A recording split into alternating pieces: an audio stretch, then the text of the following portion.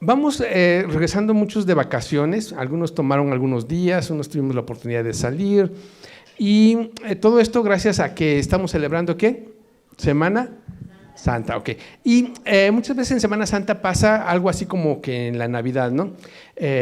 A todos nos gusta la Navidad porque salimos de vacaciones, ese ambiente festivo, los villancicos, como que todo el mundo está de buen humor, recibimos regalos, hacemos regalos, nos damos abrazos, nos da la oportunidad, también se acerca el fin de año y como que es la oportunidad para hacer recuento de lo que hicimos y hacer propósitos, y es muy bonita esas fechas. Y Semana Santa pasa algo igual, descansamos, hay 1 o 2 semanas en las que si no las descansamos completo, por lo menos descansamos de la rutina, podemos encontrar las calles más transitables, las distancias son más cortas porque no hay tanto tráfico, y quien puede salir es agradable descansar, asolearse, disfrutar de la familia, y eso es bueno, pero como que también le perdemos un poquito el sentido. Nos pasa, repito, algo similar como la Navidad. La Navidad se trata ¿de quién se trata la Navidad? De Jesús, exactamente. Y Semana Santa se trata de Jesús igual. Entonces, la semana pasada decía que hay 3 fechas muy importantes, fundamentales, diría yo, bueno, 4, para el pueblo cristiano en general. No importa la denominación, no importa en dónde te congregues, pero hay 4 fechas que marcan de manera muy especial a los cristianos. Y la primera fecha es el nacimiento de Jesús, la Navidad, como ya dijimos. ¿Por qué? Porque Jesús nació, porque el Dios se hizo hombre, porque dejó su gloria, su trono, su majestad para venir a nacer. Pero esa fecha por sí sola es muy importante, pero no es todo. Porque si Jesús solo hubiera nacido con sus enseñanzas, con su ejemplo, con esos mensajes, con esa sabiduría, hubiera sido un hombre más, hubiera sido un filósofo, lo recordaríamos como un gran maestro, un buen hombre, un ejemplo a seguir, pero no hubiera pasado de eso. La segunda fecha que marca nuestra vida como cristianos, como que marca nuestra fe, es la muerte de Jesús. Porque ya vimos que si Jesús solo hubiera nacido, hubiera sido como cualquier otro hombre, muy buenos hombres, filósofos, científicos, estadistas y demás. Pero Jesús murió y eso lo hace subir un nivel más que muy pocos han alcanzado. Pero hay otros que pudieron también haber muerto por una buena causa, por una buena lucha, por algunas otras personas, pero eso hubiera convertido a Jesús a un nivel de mártir. Ok, murió por otros, murió por una causa, una idea, y lo hubiera llevado un escalón más, a un escalón de mártir. Pero Jesús va más allá, dejando atrás a todos. Jesús, ¿qué más hizo? Jesús resucitó. Y eso lo pone sobre todos los demás. Y eso es lo que hace que nuestra fe, nuestra identidad, nuestra vida sea plena y sea completa, porque nadie más ha llegado a donde Él llegó, y es vencer a la muerte. Y eso es lo que festejamos la semana pasada. Eso es el motivo de estas 2 semanas de asueto, de alegría, de gozo. Y sí es importante no perderlo de vista, porque aparte nos dio la victoria, y esa victoria es una victoria integral. A veces como cristianos, lo hemos comentado en otras ocasiones, tendemos a espiritualizar todo. O sea, la muerte de Jesús nos salvó y nos dio vida y nos dio la victoria sobre el pecado y sobre la muerte. Y sí, y qué bonito, pero esa victoria trasciende a todas las esferas de tu vida. Isaías 53 dice que Él llevó nuestras enfermedades, sufrió nuestras dolencias, el castigo de nuestra paz, o sea, la paz. ¿Te sientes deprimido? No importa, Él venció y esa victoria es tuya. ¿Estás triste? No importa, Él venció y esa victoria es tuya. ¿Estás enfermo? No importa, Él venció y la sanidad es tuya. Y cantábamos antes de esta plática una canción muy bonita, y venían varios nombres. Venía Yahvé, venía el Shaddai, venía el Elión, venía Rafa, venía Adonai, Jireh, Y para los que no están muy familiarizados con esto, no es que tengamos muchos dioses, es un Dios manifestándose de muchas maneras. Cada uno de sus nombres significa algo que en algún momento se le reveló a alguien de esa manera. Rafa es Dios sana, Él es el sanador. Cuando estás enfermo, Él se revela como ese sanador. Jireh, Él proveerá. Nuestra pastora oró por esa provisión abundante. Entonces, cuando estás en problemas financieros, Él se revela como ese papá, pero aparte como Jireh. ¿Sí me explico? No es que tengamos muchos dioses, es un Dios manifestándose de muchas maneras y en esas manifestaciones adquiere un nombre especial, diferente. Él es mi estandarte, por ejemplo. ¿Y ese qué? ¿Por qué? Bueno, porque en la antigüedad, cuando salían a batalla, ¿qué era lo que primero iba adelante? El estandarte. O sea, Dios va adelante, Dios pelea nuestras batallas, Él nos representa. Otro nombre de Dios es mi Señor. ¿Cómo mi Señor nos puede ayudar? Bueno, mi Señor te da identidad. Cuando en este mundo parte de muchas malas decisiones es porque nos falta identidad y queremos pertenecer a un grupo. Por ejemplo, los jóvenes, al no tener familias unidas, quieren pertenecer a algo, es algo natural y se juntan con pandillas, se juntan con malos amigos porque quieren pertenecer a algo. Cuando nos echamos deudas de más, porque queremos tener un mejor carro, queremos tener una mejor casa, es porque queremos pertenecer a un grupo especial. Nos metemos a situaciones difíciles, complicadas, porque queremos pertenecer a ese grupo de amigos, pero cuando entendemos que Él es mi Señor y que le pertenecemos a Él, no necesitamos pertenecer a nadie más. Nos da identidad. Entonces, todos y cada uno de los nombres de Dios es una manifestación para nuestra vida, es una solución y una respuesta para una circunstancia que estás pasando o estás viviendo. Y precisamente esa circunstancia o esa victoria sobre esa circunstancia fue la que Jesús ganó. ¿Sí nos salvó? Sí. ¿Sí nos libró del pecado? Sí. Pero va más allá. La victoria que Él ganó en la cruz es una victoria integral para tu vida. Y eso es lo que celebramos. Ahora, la victoria es muy padre. ¿A quiénes les gusta perder? Nadie.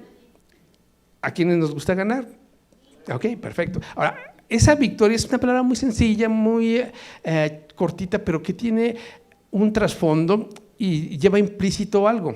O sea, cuando hablamos de una victoria, ¿también de qué hablamos? ¿Qué hubo previo? ¿Una qué? Una batalla, hubo una prueba, hubo una dificultad, hubo adversidad, hubo sufrimiento. Y es aquí donde empieza a complicarse el tema.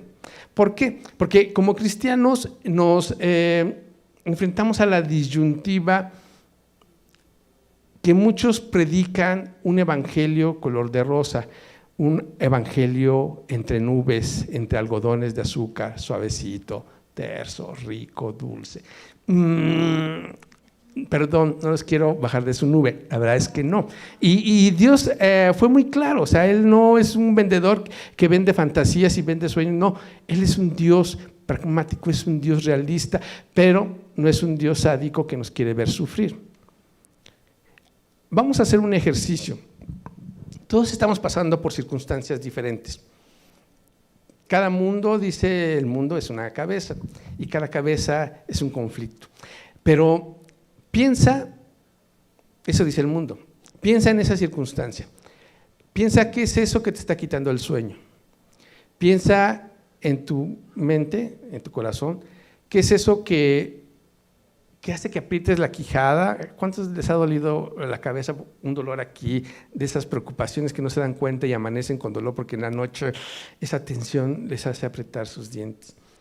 ¿Cuántos sienten estrés y hacen así, les duele esta parte del cuello? ¿Han sentido esa tensión? ¿Han sentido ese que hacen así los hombros y ¡ay, me duele! O cuando se acuestan en algo planito y o sea, como que respiran. ¿Han sentido esa sensación aquí en el esternón abajito? ¿O ese hueco en el estómago? ¿Qué es esa situación que les hace sentir eso? Piensen. Puede ser el estrés, pero piensen en su mente y en su corazón, porque vamos a hacer un ejercicio al final, ténganla muy presente. Puede ser un hijo, un esposo, un trabajo, una deuda, un vecino, un jefe, una familia que no puedo formar, puede ser un aumento, una promoción, un proyecto. Piensen, ¿ya la tienen todos identificada? Ok, ¿sí ya la tienen o no? ¿Alguien le falta? No importa si es una, si son dos, las que sean. Piensen, ténganlas presentes. Ahora, el problema del sufrimiento es algo que no nada más es exclusivo de nuestra época, ni de nuestra sociedad, ni de nuestra creencia. A lo largo de la historia muchos han querido afrontar, enfrentar y solucionar el problema del sufrimiento.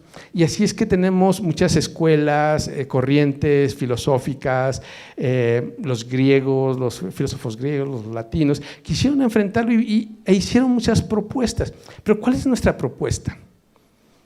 Y en esta plática lo que vamos a hacer no es deprimirlos. Ahorita ya empezaron todos y sí, pues sí, tengo muchas. Y ya a lo mejor ni me están poniendo atención por estar pensando en esa preocupación que tienen. Pero les invito a que hagamos un esfuerzo por concentrarnos 15 minutos. Porque vamos a ver qué es lo que Dios o cómo Dios nos prepara para enfrentar el sufrimiento. Y aquí se complica un poquito más porque como cristianos muchas veces pensamos que si estamos sufriendo o es por pecado o es porque algo estamos haciendo mal. Y cuando yo era niño, yo crecí en un hogar cristiano y la iglesia donde pertenezco es una iglesia muy grande, internacional, pero tiene unos cantos que invitaban a estar gozoso y eso es bueno. No, nadie va a cantar para estar triste o deprimido, o sea, sería ridículo. Pero había un canto que decía, no puede estar triste un corazón que tiene a Cristo, no puede estar triste un corazón que tiene a Dios. Y dice, canta con gozo a Jesucristo. Y cantábamos. Pero entonces imagínate, estás estresado, estás dolido, estás angustiado. Y de repente cantas esto y te dicen que no puedes estar triste, entonces auméntale que entonces ya estás más deprimido porque entonces no tienes a Cristo. Y lejos de ayudarte, muchas veces te ponemos cargas o te ponemos en situaciones, pero realmente no puedes estar triste, realmente no te puedes angustiar. Ahora, no estoy fomentándolo, repito, no somos ni más sádicos, ni queremos verlo sufrir, pero veamos, aparentemente podría ser nuestra realidad. Pero si es nuestra realidad, ¿es lo que Dios quiere para tu vida? No. ¿Cuál es el plan de Dios? Y aquí es donde ya empezamos nuestra plática de manera formal. Punto número 1.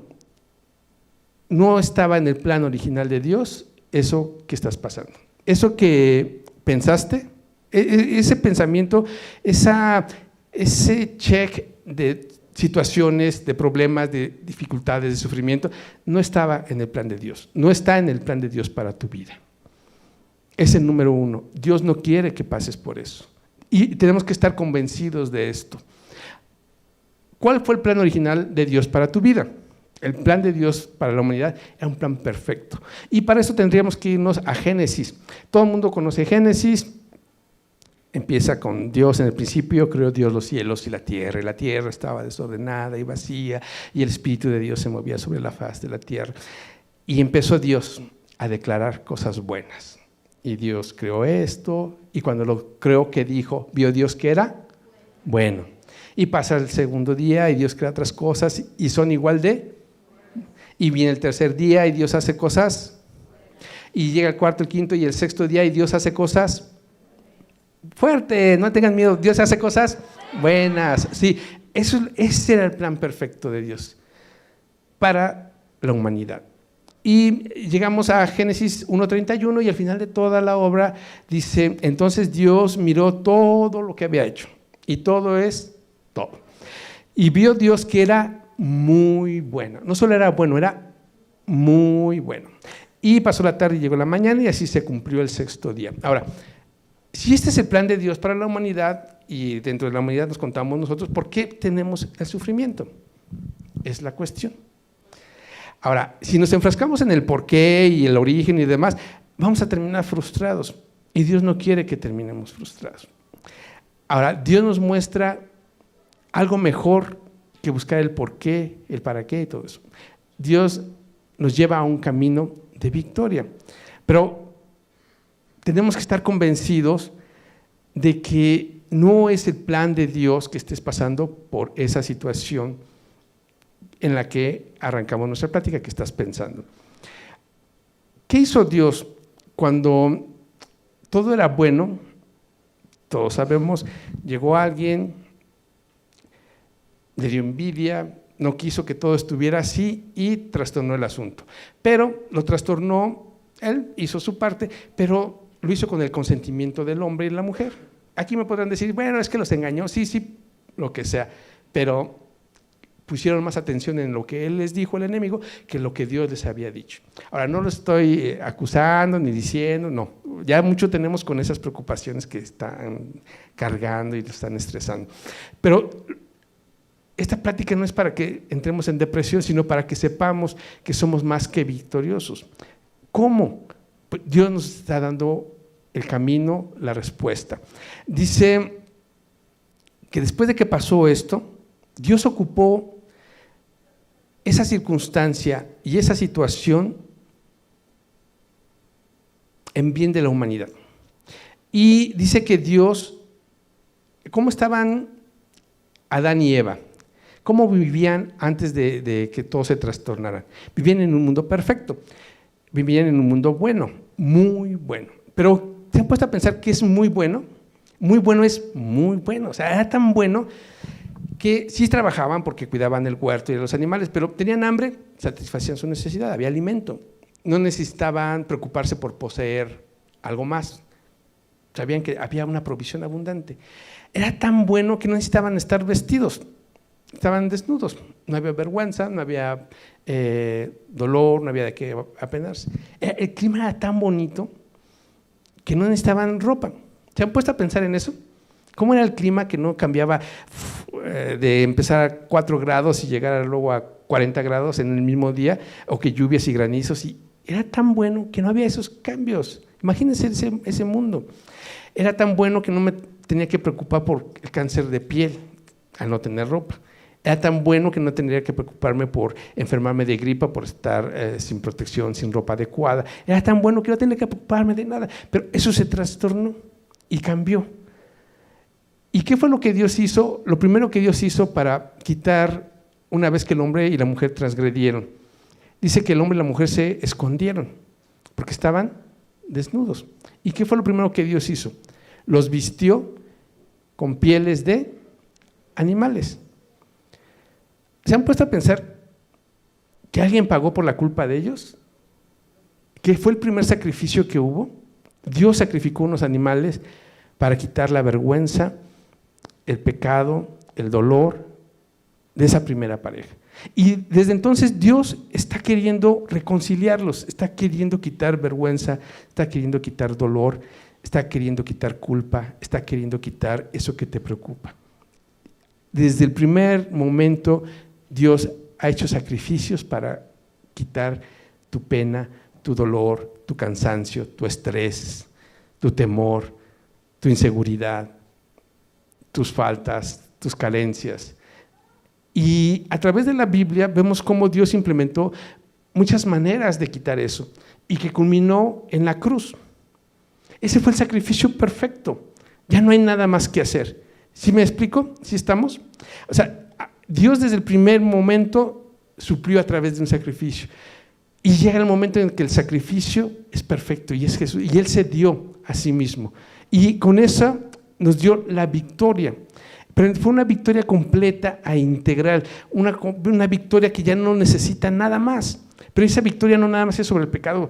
Quiero que quede claro que esa victoria es sobre tu circunstancia, sobre eso que pensaste al inicio de nuestra plática. Ok, entonces, número 1, importantísimo, no es voluntad de Dios que estés cargando con eso. Y que Él desde el principio ha provisto y seguirá proveyendo para que eso que tienes sea quitado de ti. ¿Eso nos da algo de confianza? Sí, ok, perfecto. Entonces vamos avanzando. No quiero que se me deprima, no es van a ver que es una reunión, una plática de victoria. Ok, pues ya pasamos, ya no es voluntad, pero por El engaño, la aceptación, ya estamos. Bueno, Dios dice, bueno, ok, voy a aprovechar eso para llevarlos a algo más. Y durante el sufrimiento, Dios no se enfrasca tanto en el origen. O sea, miren, hijos, ya están aquí, ya pecaste, Adán, no importa, vamos a hacer algo. ¿Y qué es lo que hace? Dios utiliza el sufrimiento, el dolor, las circunstancias, para meternos en un proceso. Y ese proceso es muy padre y muy bonito. Vamos a leer primera de Pedro 5:10. Y aquí Dios nos explica que esa circunstancia, que esa situación que estás atravesando, Dios la va a ocupar para algo bueno. Algo que era malo, Dios lo va a transformar en algo bueno. ¿Cómo lo va a transformar? A través de este proceso. Dice, pero el Dios de toda gracia, que nos llamó a su gloria eterna en Jesucristo, aquí es donde empieza el proceso. Después que hayáis padecido un poco de tiempo, Él mismo os perfeccione, afirme, fortalezca y establezca. Puede parecer muy enredado, pero vamos a desmenuzarlo, ¿sí? A ver, ¿cómo inicia el proceso? Inicia reconociendo que estás padeciendo. Pero lo importante es lo que dice, de que hayáis padecido un poco de tiempo. Lo primero que tenemos que tener es la calma y la tranquilidad de saber que no vamos a estar en esa circunstancia toda la vida. Es corto el tiempo. Ahora, corto es muy relativo, o sea, si yo les digo corto, ¿cuánto es corto? Unos me van a decir 3 minutos, otros van a decir un día, otros van a decir una semana, otros van a decir un año, depende.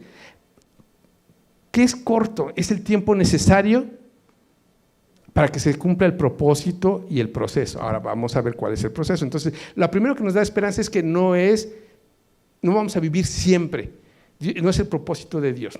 Lo segundo es que dice que Él mismo nos perfeccione. Aquí la palabra perfeccionar es la palabra catártizo, y catártizo es completar, y eso es muy padre. O sea, quiere decir que algo en nuestra vida no está completo. No sé si me estoy explicando. Algo en tu vida te hace falta. Y es a través de esa situación, circunstancia, carencia, problema, aflicción, que Dios va a hacer que lo completes. ¿Sí? ¿No te alegra esto? Sí. Bueno, sí, pero duele. Sí, está bien. Pero a ver, es parte del proceso. Entonces, vas a completar. Dios te va a completar eso que te hacía falta. ¿Sí? ¿Qué más dice? Aparte de que nos va a perfeccionar, nos va a afirmar. Y la palabra afirmar es esterizó. Y eso quiere decir fijar. Fijar es que no se va a mover. Fijar es que, por ejemplo, esa columna está fija. Nos podemos colgar todo de ellos y no la vamos a mover un centímetro. Nuestra fe va a fijarse. Nuestros ojos se van a fijar en Él. Y eso es lo que va a conseguir esa situación. O sea, el maligno, nuestras malas decisiones, lo que sea, nos metió en esta situación. Pero Dios va a ocupar eso para que nuestros ojos se fijen en Él, para que nuestra fe esté fija. ¿No les parece un buen cambio?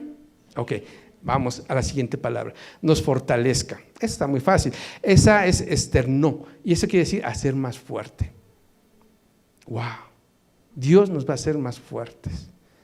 ¿No les da gusto esto? No lo vemos, nos duele, pero vas a ser más fuerte. Vas a poder con eso y más. Y la última palabra es establecer, y la palabra es temelió, y quiere decir poner en un lugar. ¿Sí? Dios te va a poner en un lugar donde esa circunstancia, donde esa situación, la vas a ver pequeñita, chiquitita. Y dice la palabra de Dios que Él nos ha puesto en lugares celestiales junto con Jesús. ¿Cuál es ese lugar celestial? Ese lugar no hay más alto, no hay más grande, no hay más lugar mejor que ese donde estamos sentados. Entonces, entendemos este proceso donde Dios nos está llevando, Él está cambiando esa situación y esa circunstancia. Y el hecho de estar conscientes de esto nos ayuda, nos da fe, porque no entendemos el por qué, no entendemos quizás dónde se originó, no entendemos muchas cosas. Olvídate, te vas a frustrar más. Lo que tenemos que entender es que esto Dios lo va a transformar en algo bueno para tu vida. Dios No va a dejar que pase más tiempo del que necesites para completar el proceso. Dios te va a completar, te va a perfeccionar. Dios va a fijar tu fe. Dios te va a hacer más fuerte y Dios te va a poner en un lugar. ¿Ya nos empezamos a sentir mejor? Bueno, pero todavía hay más cosas. Ok, ese es lo primero. Luego, ¿cómo afrontamos ese sufrimiento? Ya vimos que es un proceso, pero nos sigue doliendo. ¿Cómo lo cruzamos? ¿Cómo cruzamos ese desierto? Y pues, aquí tenemos que volver a ver a Jesús. ¿Cuántos están de acuerdo que Jesús sufrió? Muchas veces podemos decir, bueno, es que pues, era el Hijo de Dios, era Dios mismo, era Superman, nada le dolía, todo se le resbalaba, él podía con eso, él era igual de hombre que nosotros. Y en Mateo 26, 39, 42 nos refleja sus últimos días sobre esta tierra. Él sabía cuál era su propósito y él sabía que ya estaba cumpliéndose. Él, de hecho, dice, mi tiempo ha llegado. O sea, él ya estaba seguro de lo que le venía. Y en medio de esa tribulación que le estaba pasando, se acerca a sus amigos, a los más cercanos. Y una vez que se acerca con ellos, todavía se refugia en su Padre. Y síganme en este ejercicio de imaginarse cuáles fueron esos últimos minutos de Jesús. Acabamos de pasar y vieron la Pasión de Cristo y hemos visto las películas El Cristo del Calvario y todas esas, pero no reflejan en sí todo. Imaginen que están con Él en el huerto y Él está a punto, y Él lo sabe, de sufrir una humillación tremenda, una vergüenza. Está a punto de sufrir dolor y no es grato saber que van para allá. La crucifixión implicaba, era un castigo, era el máximo castigo de los romanos hacia los delincuentes. El fin último era matarlos, pero era poner un ejemplo para todos los demás. Y parte del ejemplo era colgarlo. Ok, los cuelgan. Pero en el transcurso tenían que cargar su cruz y lo hacían desnudos. En la iconografía cristiana, ¿cómo representamos a Jesús? Clavado en una cruz y con un taparrabos. La realidad es que estaban desnudos. ¿Pueden imaginar al Hijo de Dios desnudo? Son las partes que más protegemos, pero a él no le importó. Bueno, sabía que le iba a pasar. Pueden imaginar al Hijo de Dios saber que le iban a dar latigazos, le iban a escupir, le iban a apedrear, le iban a clavar en una cruz. Estar colgado en una cruz implicaba que la muerte natural de ellos era que morían por asfixia. O sea, todo su peso cargado sobre los brazos, y era una asfixia terrible, porque podía durar horas. O sea, podían hacer tantito esfuerzo sobre sus pies, tomar aire, pero el mismo peso los vencía. Imagínense respirar y perder ese aire. Y ya al final del día, si no morían, lo que hacían era quebrarle los pies para que el cuerpo hiciera su trabajo, el peso, y murieran por asfixia. Jesús no necesitó eso porque Él murió antes, y con eso se cumplía su palabra, que decía que sus huesos no iban a ser quebrados. Y pues para verificar que estaba muerto, le clavan una lanza. Todo eso sufrió, y Él sabía que iba a sufrir eso. Y eso lo angustiaba, como a ti te angustia y te aflige eso, pero no es equivalente a lo de Él. Y Él, ¿qué hizo? Se refugia en su Padre. ¿Cómo afrontamos el dolor? Como lo hizo Jesús, aceptando la voluntad del Padre. No es una aceptación que raya en la resignación de, pues no, así me tocó y hay una frase, así nos tocó vivir. No es una resignación, es una aceptación de su voluntad, sabiendo que en eso hay un propósito.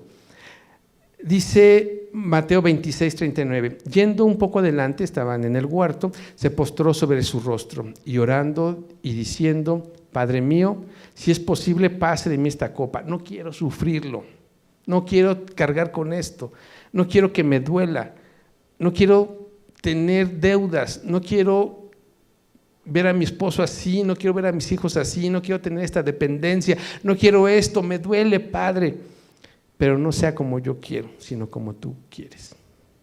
¿Sí? Y luego regresa con sus discípulos, los había dejado orando y los encuentra durmiendo.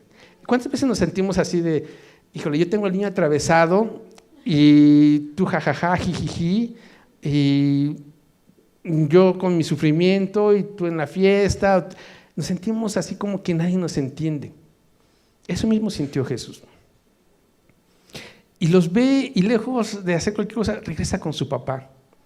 Y en el 42 dice, otra vez fue y oró por segunda vez diciendo: Padre mío, si no puedo pasar de mí esta copa sin que yo la beba, hágase tu voluntad.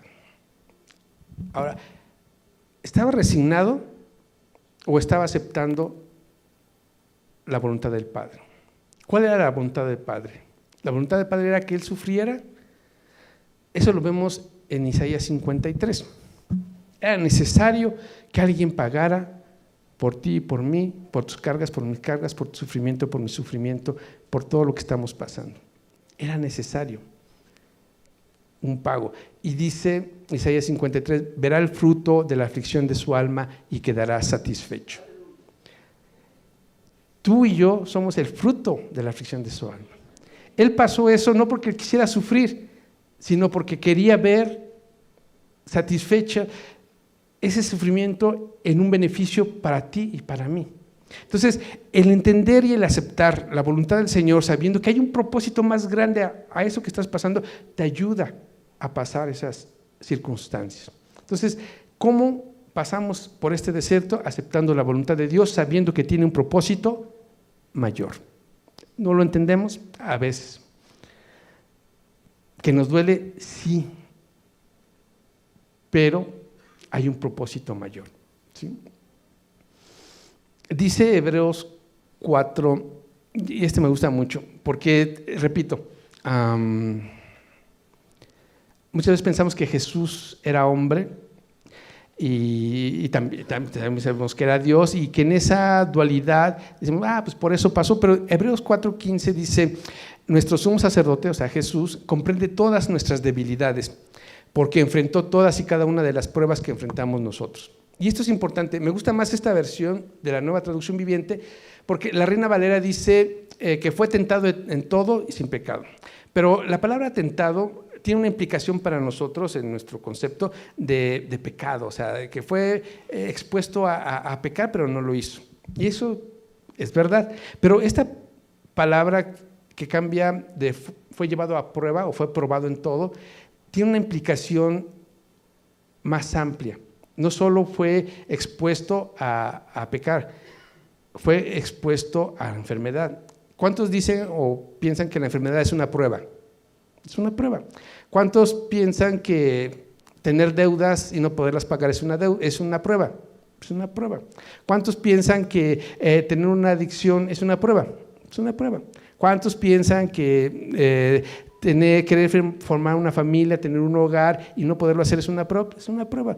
Él estuvo expuesto a todo eso, pudo caer en cualquier debilidad, pero no cayó. Y si Él pudo pasar por ese desierto, nosotros podemos pasar.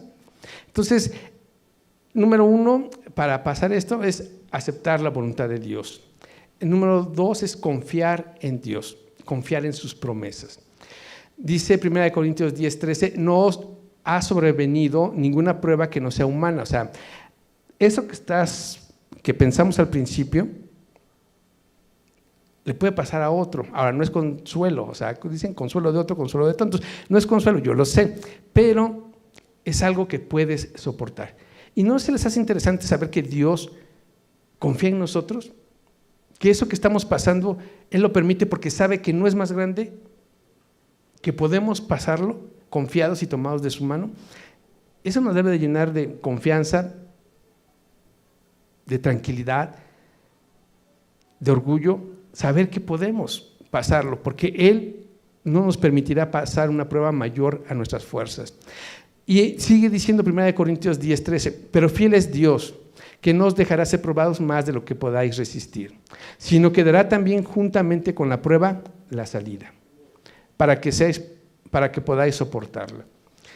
Y Romanos 8:37 dice, a pesar de todas esas cosas, a pesar de todo eso que pensamos al principio, dice, nuestra victoria es absoluta por medio de Cristo Jesús, quien nos amó. O sea, esa circunstancia no te va a vencer, esa circunstancia no tiene poder ni autoridad.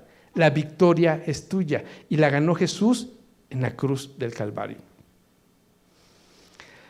Salmo 55:22, entrégale tus cargas al Señor y Él cuidará de ti. No permitirá que los justos tropiecen y caigan. Salmo 46, Dios es nuestro refugio, nuestra fuerza, siempre está dispuesto a ayudar en tiempos de dificultad. Entonces, número 2, confía en Dios, confía en sus promesas, confía en que Él tiene una respuesta y que la victoria ya es tuya. Y número 3, tienes que saber que no estás solo. Muchas veces no vemos la respuesta de Dios. Muchas veces creemos que estamos solos. Pero mira, basta ver alrededor. Esto no es una religión. Nuestro lema dice familias. Aquí te puedes encontrar un hombro donde llorar, unos brazos que te van a abrazar, que te van a decir, no estás solo. Dios está contigo, yo estoy contigo. Cuenta conmigo. Dice Eclesiastés 4:12, alguien que está solo puede ser atacado y vencido. Si te sientes solo, puedes ser atacado y puedes ser vencido. No tienes por qué cargar solo con esa situación o esa circunstancia. Como hombres, yo sé que no menoscabo a las mujeres, pero las mujeres son como más abiertas, más de platicarle a la amiga, más de, incluso de llorar, a veces hasta llorar hace bien. Pero los hombres, cultural, familiarmente nos han enseñado que no puedes llorar. Y no estoy diciendo para que nos tengan lástima, ni para que digan, ay, pobrecitos, como no, simplemente reflexionar en que no estamos solos, no tenemos por qué cargar con estas circunstancias. Nos han hecho creer muchas mentiras, que somos los proveedores de la casa. ¿Quién dice que somos los proveedores de la casa?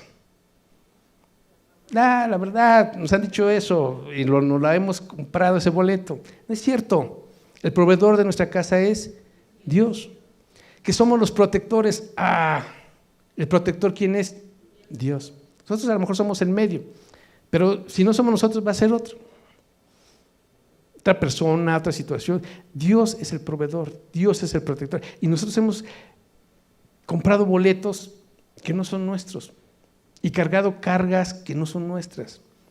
Y nos las callamos y las vivimos y nos llenamos de estrés. Pero no estás solo. Aquí está tu familia. Aquí está ese hombro, esos brazos que te pueden ayudar, que te pueden hacer fuertes, que te pueden ayudar a cruzar ese desierto. Y si no estás en el grupo de hombres, te invito a que te acerques a Aldo, a Rubén, a un servidor, para que te metamos en el grupo. Ahí podemos ser vulnerables, ahí podemos apoyarnos, ahí podemos orar los unos por los otros. Y es un grupo hermoso. No estamos solos, no estás sola, no estás solo, no tienes por qué cruzar esta circunstancia solo. Otro punto es que cuando estamos en medio de nuestra aflicción, y aquí quiero ser muy respetuoso y no quiero lastimar a nadie, pero a veces caemos en un espíritu de victimización. Todos conocen la historia de Job, o están familiarizados, o la han escuchado.